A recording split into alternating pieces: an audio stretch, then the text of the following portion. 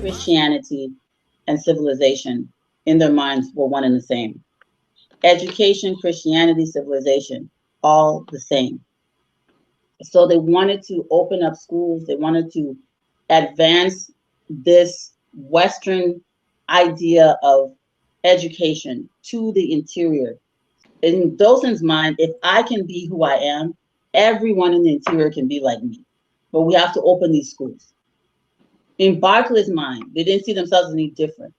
They sincerely thought that the people in the interior were heathens, because that is how the world saw traditional African culture, as heathenism, as devil worship. And they sincerely thought that the way to pull African people out of our heathenism was to educate us in the Western sense, and more importantly, to baptize us and save our souls.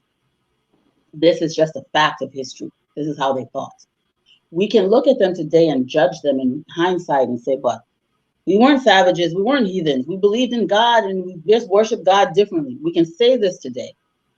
So imagine what it was like in the 1800s, around 1900, 1905. They were terrified of African traditionalists. They thought these people were all devil worshippers that were doing bad things. But our traditional ways are not evil. And other cultures around the world were allowed to incorporate, especially Europe, when Rome conquered Europe and gave them Christianity. And yes, Rome is separate from Western Europe. Western Europe was conquered by Rome.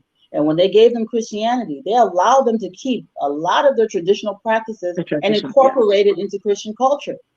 Yes. African people were not afforded that dignity when they were baptized and Christianized. European pagan rituals are things that Africans are practicing today. We're decorating Christmas trees. You know, we don't even know where that's coming from. We're decorating Christmas trees. We're putting gifts under Christmas trees. We're having Easter eggs. We believe in Easter bunnies. We practice winter solstice, and we call it Christmas. We practice the European pagan fertility rituals. We call it Easter.